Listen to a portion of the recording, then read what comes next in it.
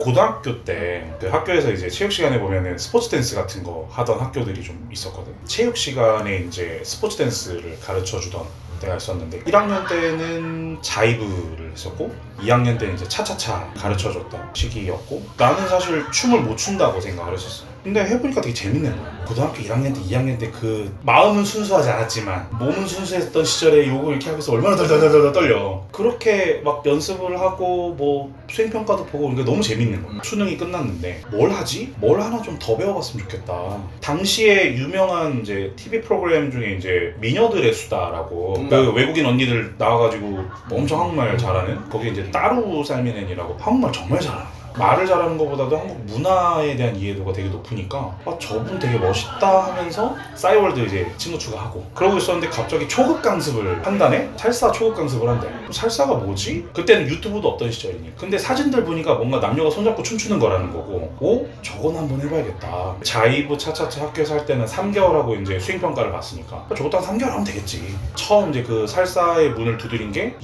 2007년 12월 이랬을 거야. 에버라틴의 4기였고 지금 비엘 형이 따로 누나를 이제 여자 파트너로 해가지고 초급 강습을 하던 시절인데 내가 갔을 때 이제 1, 2, 3기는 없고 4기가 이제 1기의 역할을 하던 이제 그런 시기였던 거지. 처음 기술을 만들었던.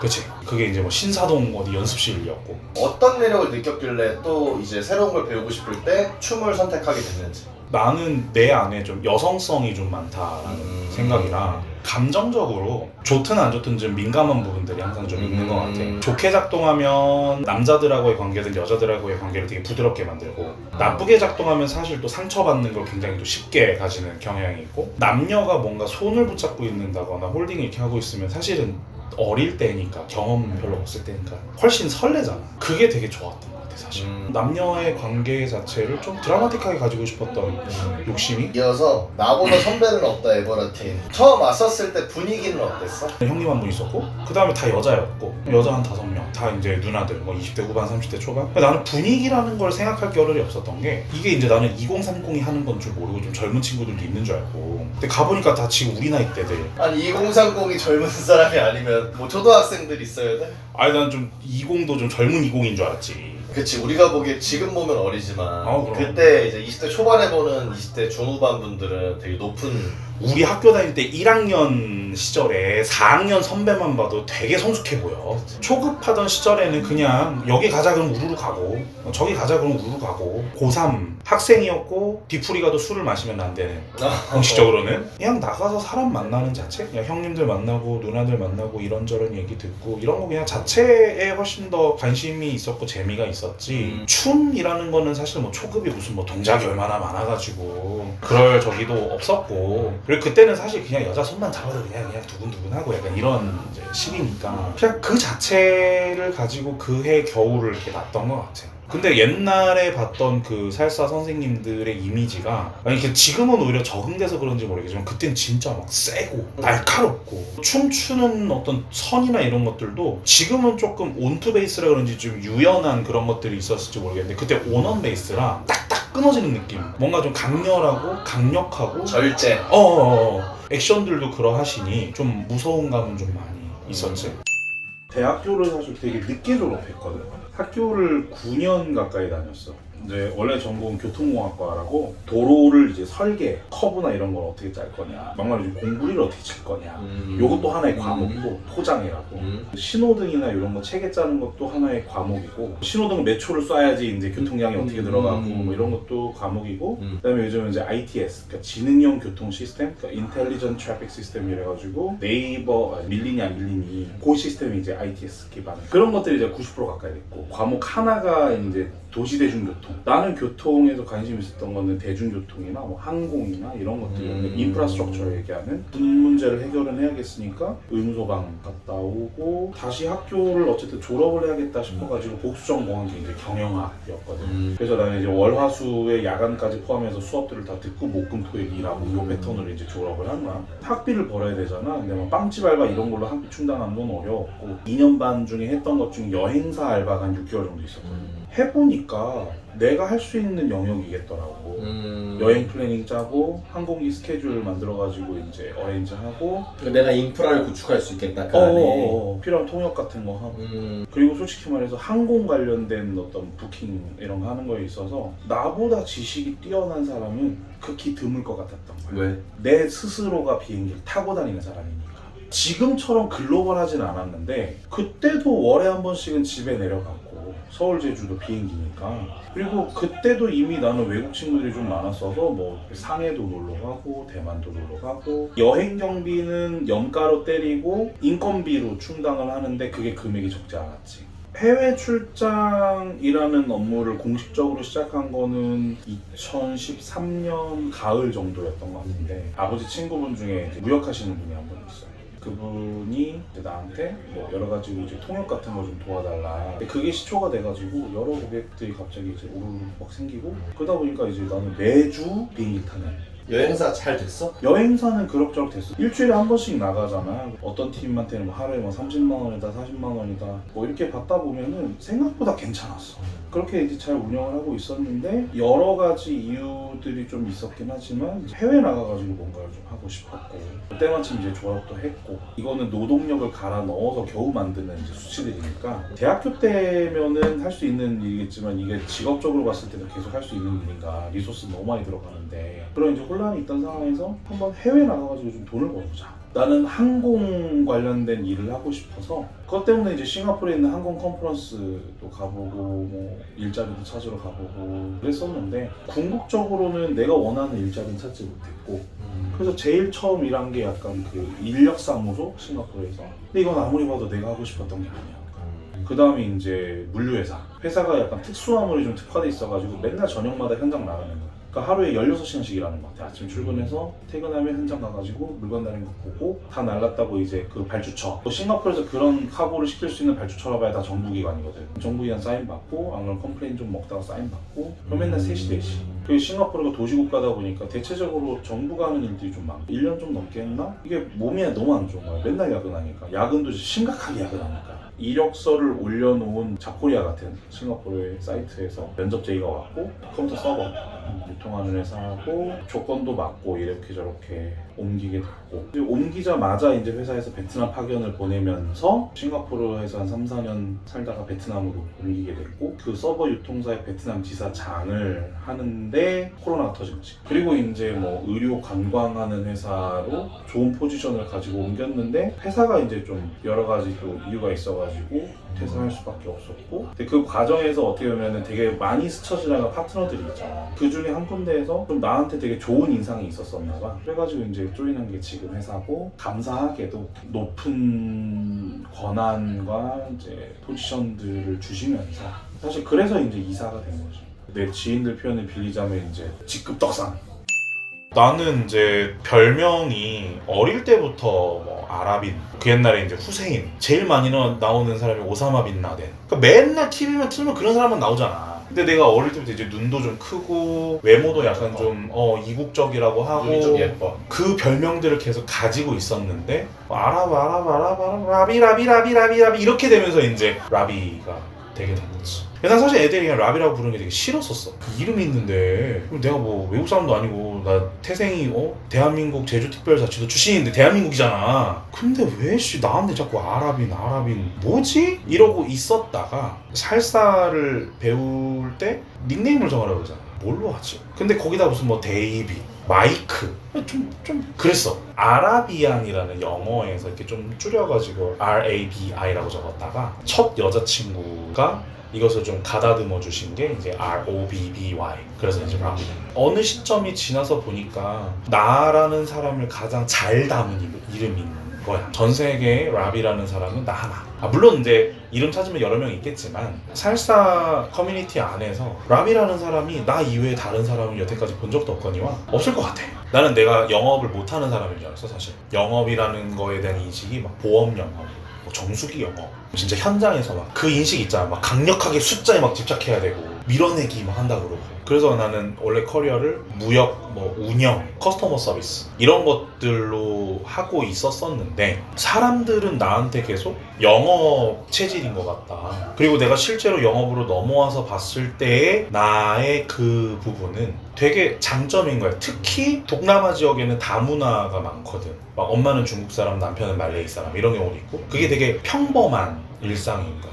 글로벌 세일즈 하는 입장에서 나라는 사람은 한국 사람이긴 하지만 그 다문화에 굉장히 동화된 것과 같은 느낌을 사람들한테 주니 그 부분에서는 되게 뭐랄까 장점? 나라는 사람을 기억해주고 내가 무슨 말을 했는지 나는 기억이 안 나도 상대방은 나를 먼저 기억해주고 아 너 이런 사람이었구나 너 이런 일을 하는구나 먼저 이제 리마인드 해주고 그러니까 지금은 오히려 나라는 아이덴티티를 다른 사람에게 되게 강력하게 심어주는 되게 좋은 무기 같은 거랄까? 내가 이렇게 생겼다 때문에 나의 어떤 한계나 아니면 나의 어떤 위치를 한국이 아닌 곳에 두려고 했던 그 노력들이 있었을 거 아니야. 뭐 영어를 배운다거나 중국어를 배운다거나 살사를 배운 것도 시작은 아니었지만 뭔가 열심히 하던 시기의 생각은 아 이걸 가지고 내가 해외를 나갈 수도 있겠다.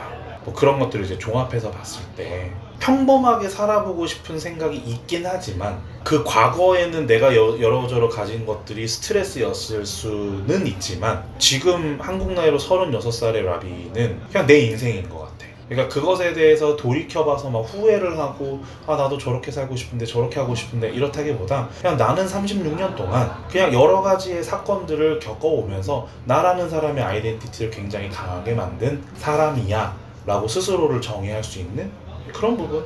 한 번은 부산을 놀러 갔는데 서면 로타리 어느 그 횡단보도 앞에서 아저씨가 이렇게 날 또 유심히 이렇게 또 보더니 아재요 그 어디서 배웠는데 그래 한국말을 잘해요. 옆에 있는 내 친구가 아재요 이러더니 얘 한국에 30년 살았는데요 이런 거야. 그래가지고 나는 순식간에 한국에 30년 산 외국인인 나는 계속 그런 어떤 질문들을 뭐 혼혈이냐 어디서 배웠길래 그렇게 한국말을 잘하냐 네가 그 배운 어학당 좀 알려줘라 거기 맛집인 것 같다 이런 질문들은 사실 수도 없이 들었는데 아랍인이라는 별명, 내 아이덴티티 이런 것들이 있고 난 다음에는 그냥 되게 재밌는 에피소드? 과거 같으면 하씨 나한테 왜 이래 이런데 요즘은 그죠? 저 한국말 잘하죠? 이렇게 얘기할 수 있는 그런 이제 백그라운드들이 이제 좀 같이 있지 않았나. 난 사실 중학교 1학년 때 영어 성적이 24점 막 이랬다.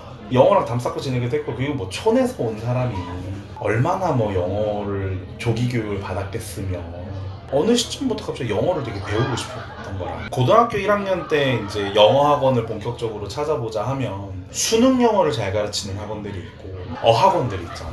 어차피 24점이었는데 내가 그 시점에서 무슨 수능 영어 학원을 간다고 하는데 성적이 얼마나 오르겠나. 영어를 영어로서 배우자 라는 생각에 당시에 이제 강남 이이쿠노 학원이라고 좀 이제 강남권에서 잘 날아다니던 어학원이 하나가 있었어. 자주 그 수업을 들으니까 너무 재밌는 거야. 그때가 그게 뭐였냐면 뉴스나 이렇게 미국 그 드라마들 있잖아. 그런 거 이제 스크립트를 스크립트가 없는 상태에서 그냥 소리를 따라서 막 이렇게 라라라 하다가 스크립트를 이제 켜주면 스크립트 맞춰가지고 읽어보고 그 아까 기억했던 사운드에 맞춰가지고 그 사운드 이렇게 매칭하면서 내 발음이나 영어나 이런 것들을 만들어 나가는 그런 클래스였거든.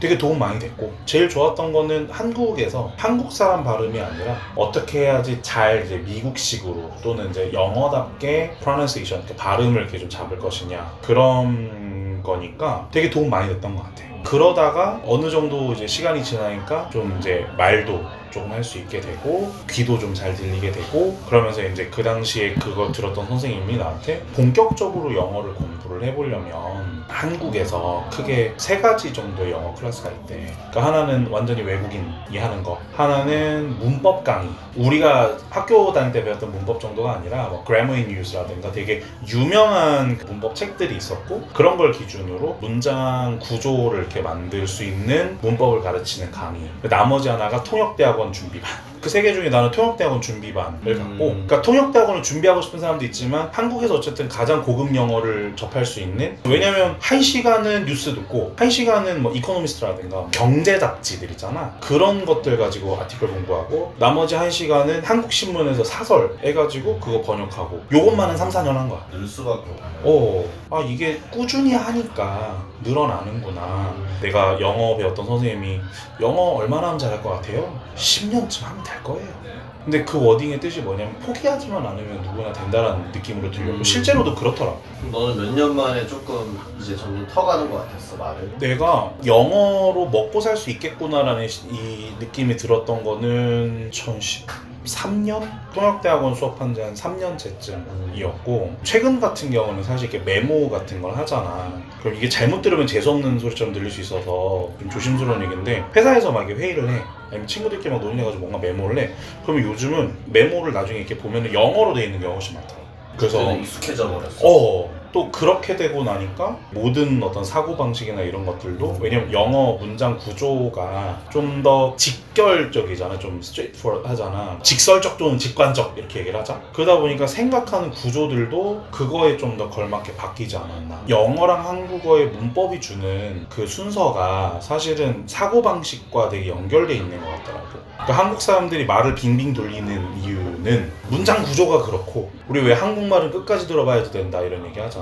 그거는 결국 말에서 오는 것 같거든. 사람 성향들도 한 번에 이렇게 쿨하게 이렇게 오픈하기보다는 숨겨놨다가 약간 양파 까듯이 그렇게 이제 탐색을 해야지 그 사람의 이제 진심을 좀 파악할 수 있는 거죠. 배우고자 하지만 다들 쉽지 않잖아. 두 가지인데 하나는 그냥 포기하지만 않으면 다 되는다라는 느낌? 높은 강도로 빡시게 오래 지속할 수는 없어. 근데 낮은 강도로 오래 하는 건 내가 손 놓지만 않으면 누구든지 할 수 있을 거야. 꾸준하게 그것을 계속 경험하고 체감하고 있는 단계라면 누구나 할 수 있는 영역이라고 보는데 우리 춤 추잖아. 춤 그만두지 않고 추면 누구나 다 춤은 잘 춰지잖아. 내가 살사를 18년째 추고 있다고는 하지만 훨씬 더 열심히 해가지고 높은 수준에 올라간 사람들에 비하면 난 현저하게 낮거든? 근데 그럼에도 불구하고 내가 살사를 지금도 추고 있다고 할 수 있는 이유 포기하지 않았으니까. 포기하지 않은 사람이 추는 춤이 그래도 어느 일정 수준이 된다고 한다면 나는 영어를 잘한다고 얘기를 할 수는 없는 사람이지만 그냥 내가 하고 싶은 이야기를 할 정도의 수준이라고 나는 생각을 하고 그러면 그 원동력은 결국은 그냥 포기하지 않은 거. 고통스럽게 영어를 배운 것이 아니라 고통스럽게 춤을 춘 것이 아니라 난 그냥 그 강도로 계속 그냥 했던 것 같아요. 근데 한국 사람들은 항상 뭔가 빨리 내가 결과를 얻고 싶어해. 속성 이런 거 되게 좋아하잖아. 지쳐서 포기하는 것보다 차라리 그냥 토끼와 거북이처럼 이렇게 걸어가다 보면은 결국 목적지는 도착하지 않을까. 살사 같은 경우도 벌써 슬럼프가 왔을 때 내가 했던 거는 춤을 한 곡도 안 추는 한이 있더라도 매주 토요일날 나를 턴에다 갖다 놔. 한 두어 달에 한 번 정도 나를 서울이 아닌 다른 지역 살사바에다 갖다 놔. 아무것도 안 해도 좋은데 음악은 듣잖아. 예를 들어서 다른 지역 살사바에다 갖다 놓으면은 저는 어디서 못 본 놈이거든. 한번 손맛 좀 봐야겠거든. 그러면은 원하든 원하지 않는 강제로 춤을 추게 되잖아. 추다 보니까 또 어떻게 추긴 추네? 그러면서 회복이 되는 경우들이 있을 것 같거든. 공부할 때 효과적인 방법이 있다면 그걸 소개해주면 좋을 것 같아. 중학교 때 보면 뭐 우선순위 영단어라는 책이 있었거든. 어느 날 보니까 빨간색으로 이렇게 안에 그 셀로판지 같은 거 붙어가지고 이렇게 가리면 안 보이고 이거는 무슨 뜻이야 이러면서 우리 막 스스로 테스트하고 이랬었잖아. 지난달에 집 정리하다가 우선순위 영단어 우리 집에서 툭 튀어나오길래 그래서 내가 이런 거 샀었지. 그래서 딱 보니까 거기 있는 단어들만 내가 기억하고 있어도 일정량 이상의 말을 할 수 있구나. 자주 쓰는 단어야? 대체적으로 다. 그 우선순위가 진짜 그런 우선순위인 것 같더라고. 그 말이 맞는 것 같아요 말해야 되는데 그 말이 적합한 것 같습니다 이렇게 될 수도 있잖아. 근데 그런 단어들이 없었어. 그렇게 적합하다라는 말을 쓸 정도 수준이 된다면 다른 단어들도 그만큼 이미 올라와 있는 경우. 내가 회사에서 그렇게 쓰고 있기 때문에. 그러니까 예를 들어서 뭔가가 가득 차 있다. 배가 불러 그러면 I'm full 이럴 수 있잖아. 근데 예를 들어서 그 비행기 타면 화장실 같은 데 가면 이렇게 걸어 잠그면 occupied 이렇게 적혀 있거든. 그것도 차 있다. 그러니까 그거는 아예버카도 차 있다네. 네가 했던 공부법을 그럼 설명을 해줘. 나는 되게 게으른 사람이거든. 근데 내가 한 건 딱 한 가지. 뉴스를 되게 자주 들었던 것 같아. 세계사에 되게 관심이 많았고 지금은 사실 데일리로는 못하는 거긴 한데 항상 내가 영어랑 중국어랑 막 하려고 했을 때 중국은 매일 저녁 7시가 되면 신문 연판, 그러니까 싱원리엔보라고 메인 방송에서 하는 뉴스가 있어. 그게 매일마다 이제 요즘 유튜브로 올라오더라고. 그걸 그냥 봐. 계속 그냥 들어. 필요하면은 거기서 무슨 단어가 있다 그러면 이렇게 종알종알 대보기도 하고 그것만 계속 그냥 반복했던 것 같아. 프렌즈는 어때? 난 프렌즈 되게 좋은 자료라고 생각해 사실. 그 중에서 추천하는 캐릭터가 있어? 조이 이거 봤어. 트리비아니. 그 사람이 어떻게 보면 약간 이민자 말투인데 영어를 배우는 사람 입장에서 봤을 때 가장 따라하기 쉬운 발음이지 않을까? 한국 사람들이 가지고 있는 오해 중에 하나가 영어를 막 발음을 엄청나게 굴려가지고 막 해야 된다 이런 인식을 되게 많이 하는데 반기문 총장 영어 하는 거 보면 생각보다 그렇지 않거든. 영어를 못 해가지고 뭐 유엔 사무총장이 안 돼 그런 거 아니었을 거 아니야. 기본이 올라온 다음에 가다듬는 작업이 필요한 거지 시작부터 가다듬을 수는 없을 것 같은 거지. 결국은 끌어올려 놓은 상태에서 이것들을 다듬는 작업들이 필요한 거겠지만 그거 없이 그냥 무조건 다듬으려고 하면은 결국은 약간 스타일만 배우다가 못 쫓아가가지고 그냥 낙오되는 그런 상황들이 훨씬 더 많이 발생하지 않을까? 영어를 어떻게 하는가 이런 과정에서 그냥 스토리인데 아침에 이제 6시 반에 이제 종로에 수업이 있어. 그러면 집에서 이제 5시쯤 나와. 교복을 입고 그럼 이제 집 앞에서 이제 종로 가는 버스가 있으니까 그걸 타고 한 1시간쯤 가가지고 6시 반부터 8시 한 10분까지 수업을 들어. 학원비가 뭐 10얼마 요 정도 됐는데 사실 적은 비용은 아니잖아. 한 달에? 그래서 어떻게 했냐면 그 선생님들한테 저 고등학생인데 방법이 있겠냐 했더니 물론 이제 돈 주고 낼 수 있어. 어머니한테 좀 해주세요 하고. 근데 괜히 또 그렇게 하기에는 좀 그렇잖아. 그래가지고 조교 같은 거를 시켜주시더라고. 조교의 역할은 아침에 이제 수업 가면은 복사기 신나게 돌리고 그다음 수업 자료들 내 자리에다 다 올려놓고 그렇게 해서 난 학원비를 그냥 내가 충당하면서 그러니까 8시에 끝나면 다시 종로에서 구리 가는 버스를 타고 학교를 가면 9시 좀 넘었는데 그러니까 그게 1교시가 시작한 지 한 20분쯤 지나는 시점이야. 그 생활을 고등학교 2학년, 3학년 계속 했으니까 이거를 뭐 내가 뭐 열심히 살았다라기보다는 나는 그냥 아침에 그 종로 나가는 그 기분이 되게 좋았던 것 같아요. 집에서 그냥 파란 버스를 타고 가는 게 있고 빨간 버스를 타고 가는 게 있는데 그냥 빨간 버스가 정류장 신나게 제끼면서 종로까지 막 과속이 아닌 질주 느낌으로 가는. 그리고 왜 그런 거 있잖아. 영어 이왕 배우는 거 서울 한복판에서 영어를 배운다. 인서울 느낌이네. 그런 느낌도 좀 있었고 그래서 그랬는지 그냥 포기하지 않고 계속 다녔던 것 같아. 구리에는 없는 스타벅스가 있었고 아침에 이제 스타벅스에서 이제 그 당시에는 아메리카노까지는 아직 못 갔을 때고 아침에 라떼 하나 사들고 그걸 이렇게 아침처럼 먹으면서 왜냐면 우유가 있잖아. 지금 똑같이 하라고 했을 때 지금 다시 하라면 할 수 있을까? 그거는 이제 모르겠는 거지. 너 여행 마일리지 많이 쌓였다고 하니까 네. 최소 몇 번은 탄 것 같아? 편도를 이래로 보면은 내가 기록하고 있는 게 있거든? 780몇 거 적혀있던데? 그 중에서 대한항공이 한 300몇 회 되고 중국 동방항공도 한 200몇 회 되는 것 같고 제가 베트남 살 때도 이제 출장 많이 다녔으니까 이제 베트남 항공도 한 100몇 회 되고 여행하는 사람들한테 뭐 팁을 몇 가지 주자면 몇 푼 싸다고 온라인 여행사에서 예약하기보다는 공식 홈페이지에서 예약하는 것이 위기 상황에서 조금 더 낫다라는. 비행기가 지연됐어요 뭐 아니면 비행기가 결항됐네? 여행사에서 끄는 건 비행기 결항됐어 누구 여행사에서 전화해서 대체편 받아. 근데 항공사에서 받은 거는 네 비행기 결항됐어 대체편 여기 있는데 너 이거 타. 위기 상황일 때 유리함. 그 팁은 있으면 좋을 것 같은 게 한국 사람들이 대체적으로 한국 비행기를 되게 좋아하는 편이야. 심지어 저가 항공을 타도 한국 비행기를 좋아해. 중국 비행기든 일본 비행기든 이렇게 경유해서 나가는 것들 보면 그 경유지에서 이렇게 스테이하는 시간을 좀 넓혀가지고 경유지 관광을 같이 즐겨서 가는 경우들이 있거든. 예를 들어서 내가 런던까지 상해를 거쳐가는 중국 동방항공을 타면 상해에서 경유 시간을 좀 넓혔을 때 상해 관광이 일정량 가능해지는 그런 루틴들을 이제 포함시키면서 여행을 좀 더 풍성하게 만드는 거는 한 되게 좋은 저기라고 생각하거든. 경유지를 들르면 거기 체류 시간이 길면 몇 시간까지가? 경유를 했을 때 여러 가지 스케줄이 나오잖아. 그러니까 사실은 얘와 얘는 그냥 다른 비행기고. 그것도 선택할 수 있어? 선택이 가능해서. 토탈로 정해져 있는 게 아니라 도착해서 거기서 또 초이스를 해? 응, 도착해서 초이스는 아니고 내가 발권할 때 결정할 수 있지. 그러니까 그러니까 예를 들어서 서울에서 상해까지 5대가 있고 상해에서 뭐 싱가포르까지 4대가 있어. 그렇다 그러면 중간 조합해가지고 시간 하면은 가장 빠르게 그러니까 숏 커넥션 할 수도 있고 하루 자고 가는 스케줄로도 짤 수 있고 각 항공편별로 예를 들어서 몇 시 비행기는 한 80% 차는데 몇 시 비행기는 30%밖에 안 찼어. 근데 돌아오는 비행기가 만석이라서 띄워야 돼. 그럼 요 70% 남은 걸 팔아야 되잖아. 커넥션이 좀 긴데 가격이 극단적으로 싼 경우들이 가끔 나오거든. 그런 것만 조합된 거지.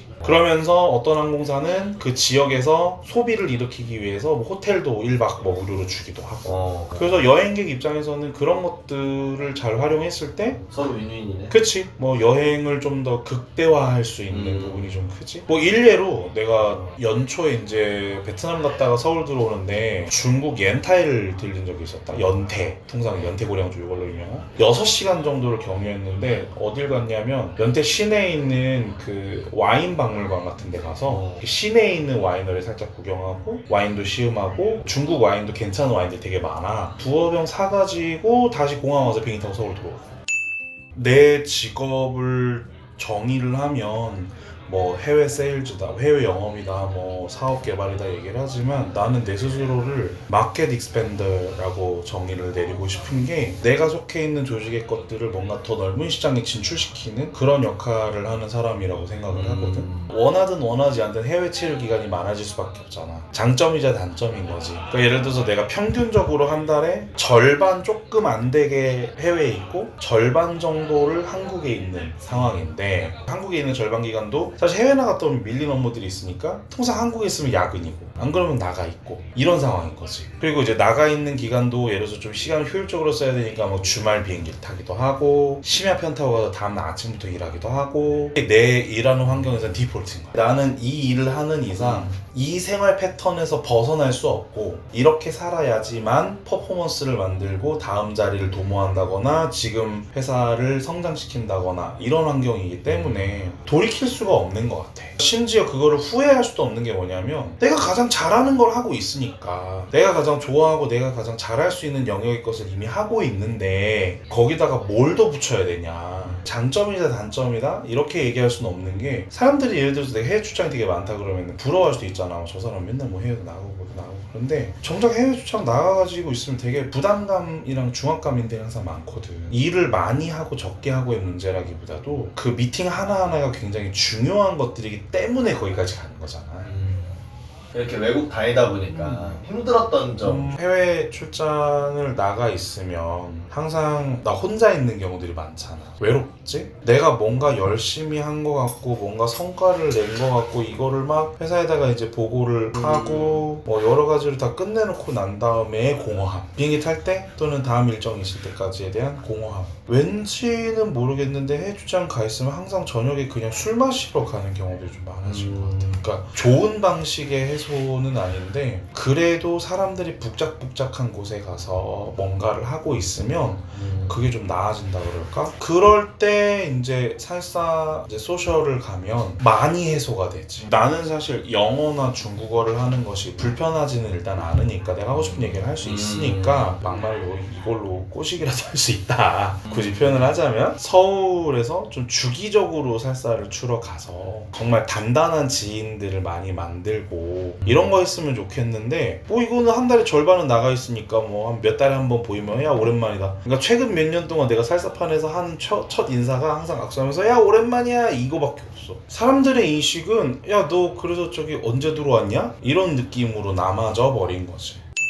사람들이 저를 E라고 보는데 되게 I 같은 성향들이 되게 많은 것 같아요. 특히 바에서. 왜냐면 뭔가 저도 막 홀딩 신청해서 막 적극적으로 같이 한 곡 했으면 좋겠다라고 좀 이런 부분들이 있었어야 되는데 사실 저도 잘 못했고 과거에는 제가 맨날 뭐 행사한다 뭐 일한다 이래서 못했고 지금은 사실 잘 몰라서 그런 것도 있고요. 내외를 좀 많이 하는 사람인 것 같아요. 오늘 저희 이야기를 이렇게 많이 들어주셔서 저라는 사람이 어떤 사람인지를 안다면 사실 저 되게 쉬운 남자거든요. 언제든지 그냥 끌고 나가고 한국 출시죠 라고 했을 때 저는 그냥 성은이 만극하옵니다 이러면서 정말 그 순간을 최선을 다해서 에너지를 같이 나눌 수 있는 그런 사람이라고 말씀을 드리고 싶고 지나가다가 너 어디서 본 것 같은데 아는 척 좀 하자 감사한 마음으로 하고 여러 가지로 궁금한 것들이 있으면 또 말씀해 주셔도 좋고 많이 뵙겠습니다.